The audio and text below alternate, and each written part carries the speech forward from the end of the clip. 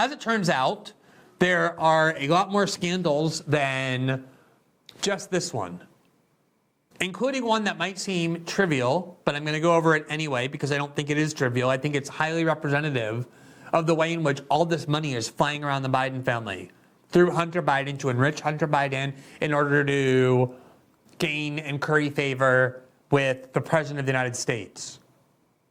It was revealed a couple of years ago that now that Hunter Biden is no longer on the board of Burisma, now that he can't practice law, one of the ways that he was going to support himself was he was going to become an artist, a painter, like George W. Bush. And as it turned out, miraculously, Hunter Biden is apparently a deeply visionary and creative painter. So much so that his paintings, despite never having any previous market, were commanding as much as $500,000 per painting. Just massive amounts of money flowing to the president's son under the guise of buying his art.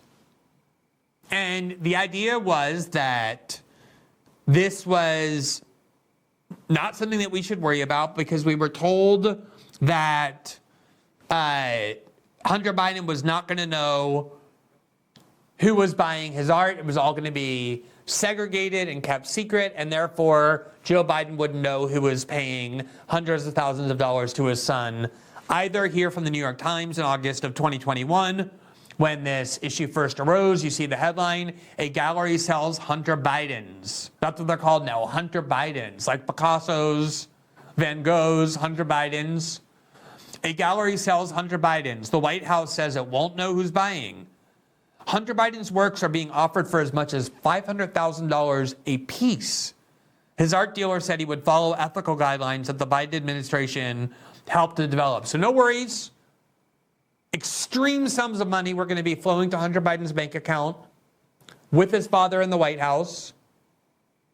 But there was no need to worry about any of this. There was nothing disturbing about it because it was all going to be put behind a wall of secrecy.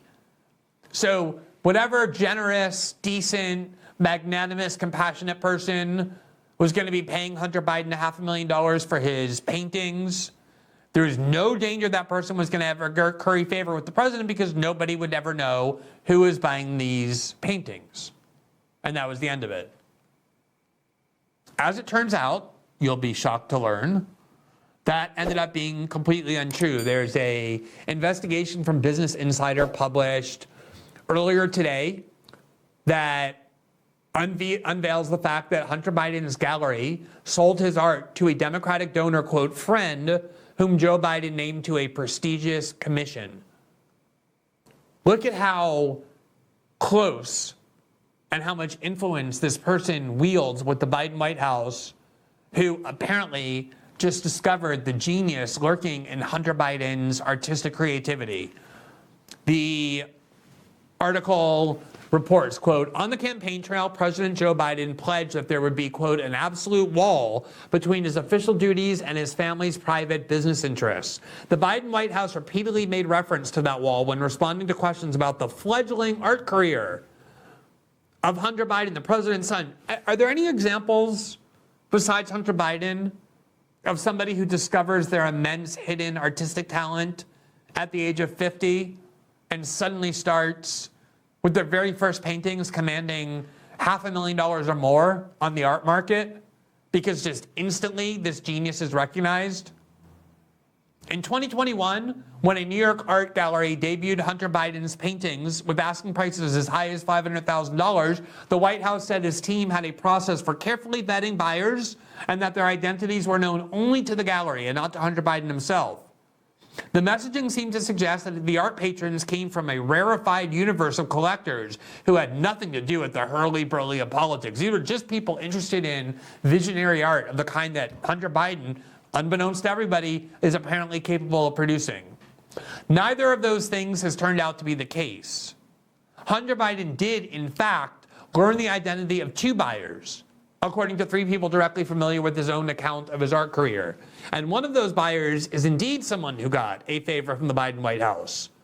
The timing of their purchase, however, is unknown. That buyer, Insider can reveal, is Elizabeth Hirsch Naftali, a Los Angeles real estate investor and philanthropist. Hirsch Naftali is influential in California Democratic circles and a significant Democratic donor who has given $13,000 to the Biden campaign and almost $30,000 to the Democratic Congressional Campaign Committee this year, which are the legal limits. In 2022, she hosted a fundraiser headlined by Vice President Kamala Harris. So this is some extremely wealthy socialite who basically uses her time to funnel huge sums of money to the Democratic Party. And lo and behold, she just so happens to be the person who decided that Hunter Biden's artistic genius merited close to $1 million for a single painting. Quote, insider also obtained internal documents from Hunter Biden's gallery showing that a single buyer purchased $875,000 worth of his art. The documents do not indicate the buyer's identity, which is also unknown to Insider at this time. In July 2022, 8 months after Hunter Biden's first art opening, Joe Biden announced Hirsch Naftali's appointment to the Commission for the Preservation of America's Heritage Abroad. It is unclear whether her purchase of Hunter Biden's artwork occurred before or after that appointment. Did Hunter Biden weigh in with his father about the appointment of Hirsch Naftali? And did Hirsch Naftali buy Hunter Biden's art before or after she was appointed? Neither the White House nor Hunter Biden's counsel could offer an answer.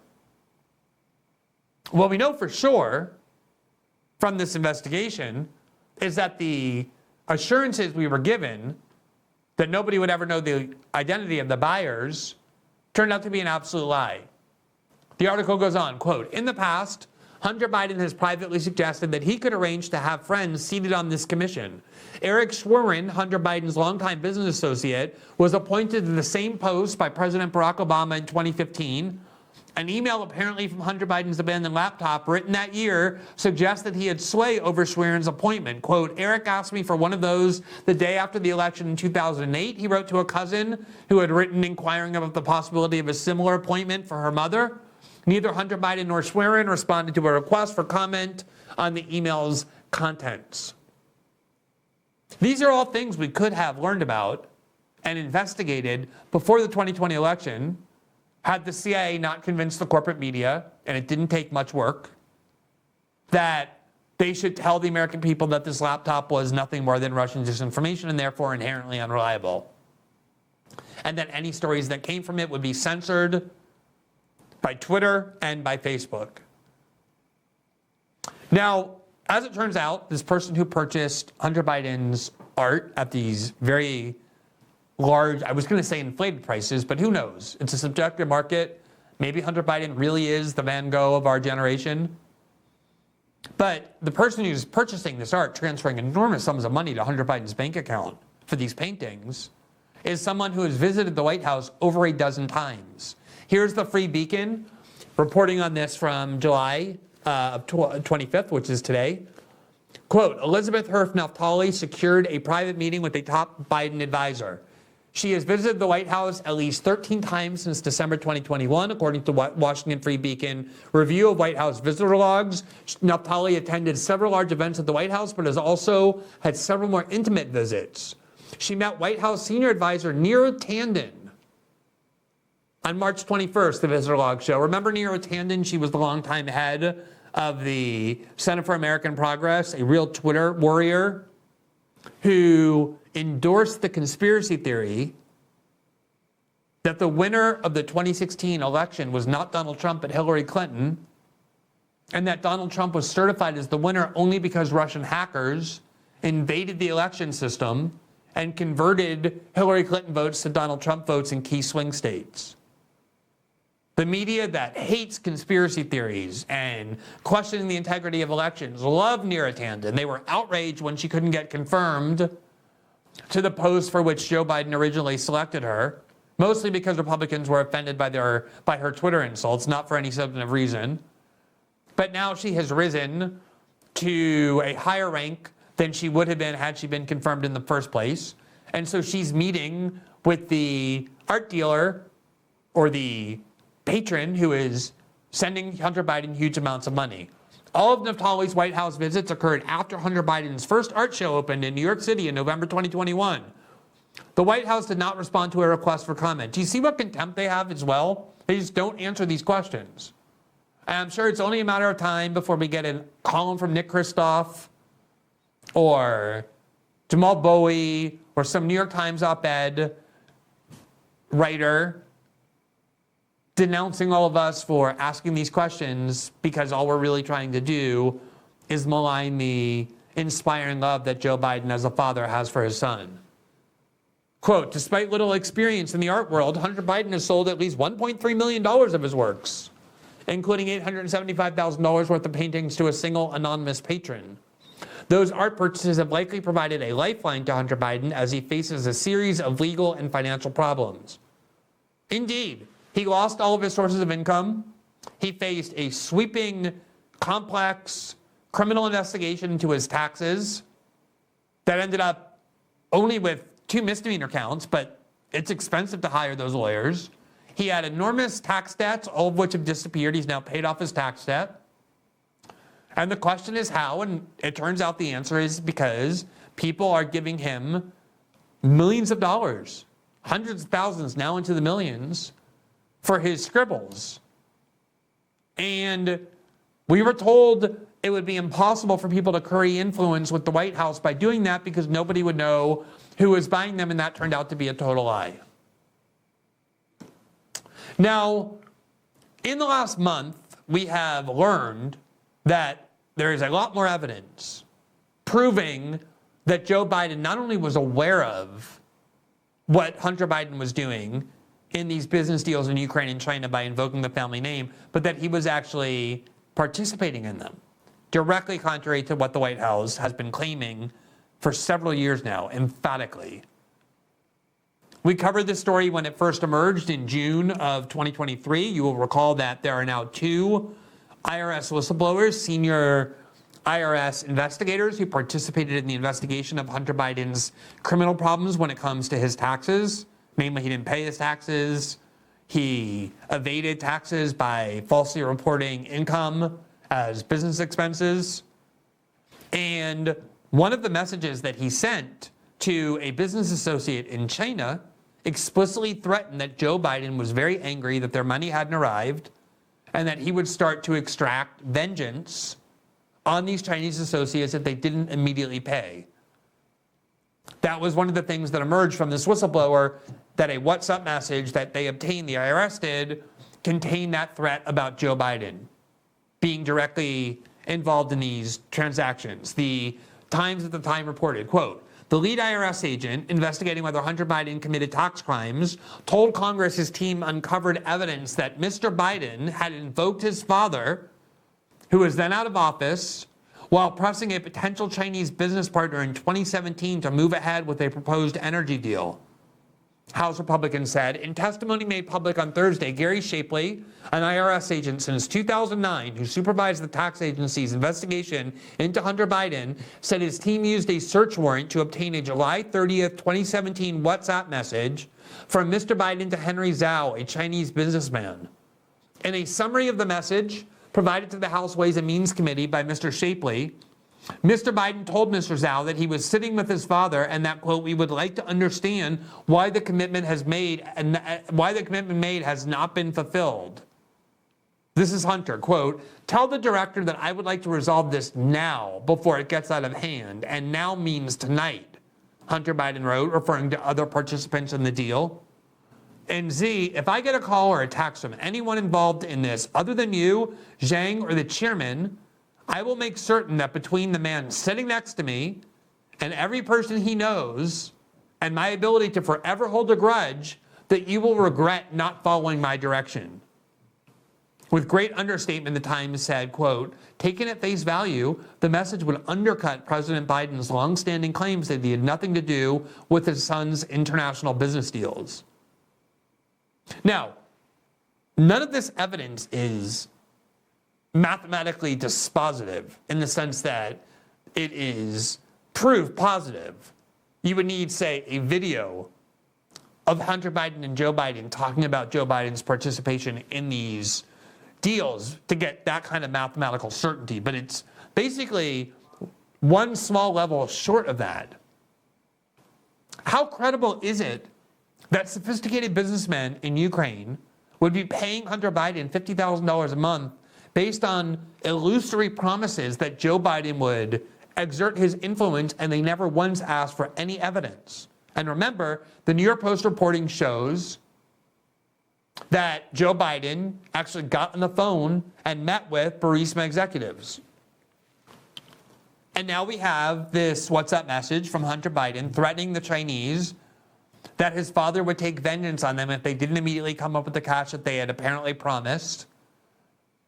And I guess you're supposed to believe that the Chinese just believed with no evidence that Joe Biden was a participant in this deal. This is not how sophisticated international business people operate. That Hunter Biden just goes around making claims about his dad, and nobody ever wants any evidence, any proof that it's true. They just believe it based on nothing. But you have this mountain of evidence of Joe Biden's involvement in all of these deals, something the White House has emphatically denied. And now you have the emergence of what I think is arguably the most convincing evidence yet. First reported by the New York Post on July 23rd, which says Hunter Biden put then Vice President Dad Joe on the phone with business associates at least 24 times. Hunter Biden's ex-partner, Devon Archer, is going to testify. So Devon Archer is a longtime business partner and associate of Hunter Biden, just like Tony Bobulinski was.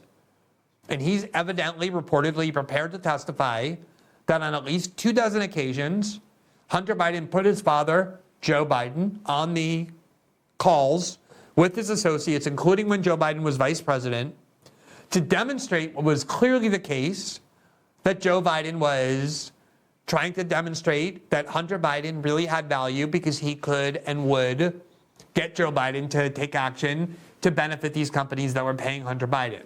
Quote, Hunter Biden would dial in his father, then Vice President Joe Biden, on speakerphone into meetings with his overseas business partners, according to testimony expected before Congress this week from Devon Archer, the first son's former best friend. Archer, 48, who is facing jail for his role in a $60 million bond fraud, is scheduled to testify to the House Oversight Committee about meetings he witnessed that were attended by Joe Biden, either in person or via speakerphone, when Hunter would call his father and introduce him to foreign business partners or prospective investors. One such meeting was in Dubai late in the evening of Friday, December 4th, 2015, when a board meeting of the Ukrainian energy company Burisma, which was paying Hunter $83,000 a month as director. When they were sitting outside at the bar, originally that figure was $50,000. It's been discovered that, in fact, it was significantly higher. He was getting paid $83,000 a month. $83,000 a month. A full-time job, basically $1 million a year, despite knowing nothing about the energy industry and specifically Ukrainian energy, obviously because there was value being provided by Hunter Biden, which could only have come in the form of access to his father. And yet the media has been insisting for years that you're supposed to believe that at no point did Joe Biden ever speak to Hunter about any of this, even in the face of all of this evidence, which they've been lying about for years. The article goes on, quote, while they were sitting outside at the bar, Vadim Pozorovsky, a senior Burisma executive, phoned to ask where they were because Burisma's owner, Mykola Zlochevsky, needed to speak to Hunter urgently. Hunter Biden's former business partner, Devon Archer, is expected to testify to Congress this week about how Hunter Biden would call then Vice President Joe Biden during meetings with foreign business associates. Soon afterwards, the two Ukrainians joined Hunter and Archer at the Four Seasons bar, and Pozorovsky asked Hunter, quote, can you ring your dad? At the time, it was early afternoon Friday in Washington, D.C. Hunter then called his father, put him on speakerphone, placed the phone on the table, and introduced the Ukrainians to Joe Biden by name as Nikolai and Vadim. He also said words to the effect that the Burisma bigwigs, quote, need our support. Vice President Biden greeted the Ukrainians, but spoke only in vague pleasantries during this short call and in other such interactions with Hunter's overseas business partners. Archer is expected to testify. Congressional investigators are expected to probe the reasons for Zalewski's requesting the urgent phone call with Joe Biden. 3 days after the speakerphone call, the then vice president, who was the point man for the Obama administration for Ukraine, was due to fly to Kiev to address the Ukrainian parliament, known as the Rada, on December 9, 2015, about, quote, the poison of cronyism, corruptionism, and kleptocracy. He was going to lecture the Ukrainians, Joe Biden was, on the poison of cronyism, corruption, and kleptocracy. 10 weeks before that call, on September 24th, 2015, U.S. Ambassador Gregory Pyatt had given a speech about corruption in Odessa, in which he targeted Zlochevsky by name. By then, Ukrainian Prosecutor General Viktor Shokin was investigating Burisma for corruption, and within 2 months, on February 2nd, 2016, would seize 4 houses in Kyiv, 2 plots of land, and a Rolls Royce belonging to Zlochevsky, who was living in exile in Dubai. A month later, Shokin was fired after Joe Biden threatened to withhold $1 billion in U.S. aid to Ukraine, which basically is what Donald Trump was impeached for also doing, threatening to withhold aid to Ukraine unless the Ukrainians cooperated in the investigation to determine whether or not Joe Biden was engaged in corruption in Ukraine by helping Hunter and the people paying Hunter. Quote, Hunter performed the same party trick as many as 24 times in Archer's presence. The Long Island business-born father of 3 is expected to tell congressional investigators under oath.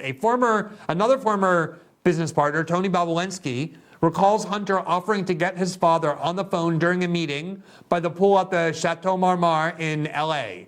Quote, I am also aware of other Biden family business associates confirming that Joe would take phone calls from Hunter in the middle of business meetings and would weigh in via speakerphone, said Bobulinski. Now, Joe Biden, before all of this emerged, publicly boasted about the role that he played in getting this Ukrainian prosecutor fired. The reason that Burisma decided that they needed to pay the son of a politician to help them with their legal problems and chose not a son of a Ukrainian politician, but the son of an American politician, was because ever since that 2014 coup engineered by Victoria Nuland in Ukraine, Joe Biden was basically running Ukraine, micromanaging it to the point of picking and choosing which prosecutors they could appoint and had to fire. Imagine some other country involved in American governance on that level of demanding that certain prosecutors be fired. That's the extent to which Joe Biden had his fingers in the governance of Ukraine, which is why it made sense for a Ukrainian energy company to pay Hunter Biden close to $1 million a year just to sit on his board, because the only value that he had was access to the person running Ukraine. And Joe Biden openly boasted about how he blackmailed the Ukrainians into firing this prosecutor. Here he is in 2018, where I believe we have this video, yes we do, talking about the role that Joe Biden played in getting this Ukrainian prosecutor fired.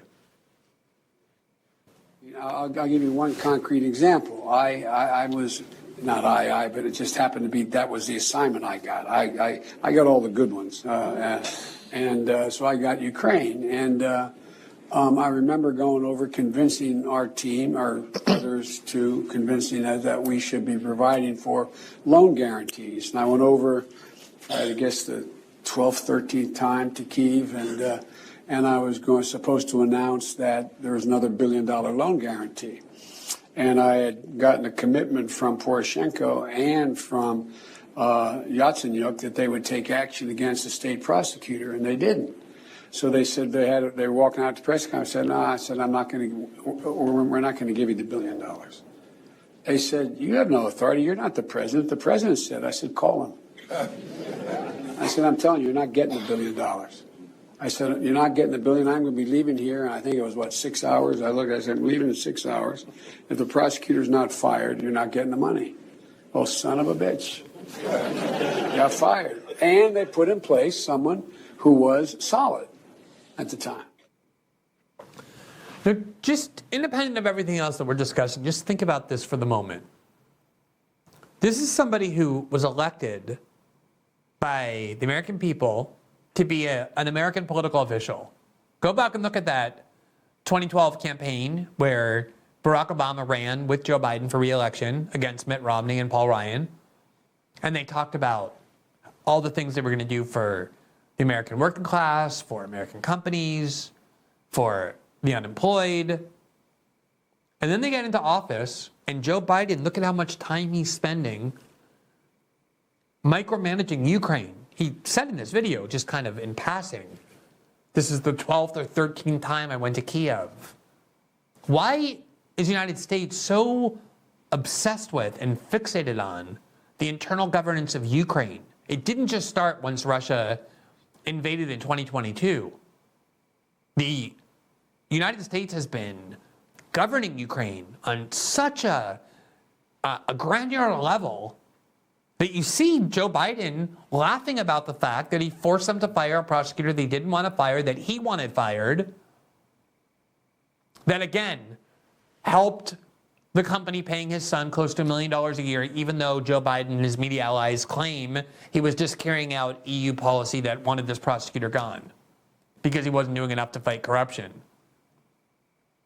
But this is exactly the sort of thing that Joe Biden and his family have been doing forever. And they're making enormous amounts of money by doing it. And there's a mountain of evidence that Joe Biden has been heavily involved in every step of these transactions. The idea that Hunter Biden has been going around the world invoking his father's name in all of these very explicit and aggressive ways, and his father never got wind of it, had no idea that it happened, is laughable. It does not pass the laugh test. And yet this is the version of events that the media insists is true. That's the extent to which they're willing to lie for Joe Biden. These are the same people who just decided randomly to claim that that laptop was Russian disinformation and relieve Joe Biden of the opportunity or the obligation to have to address these questions prior to the election because they were so desperate to make him win.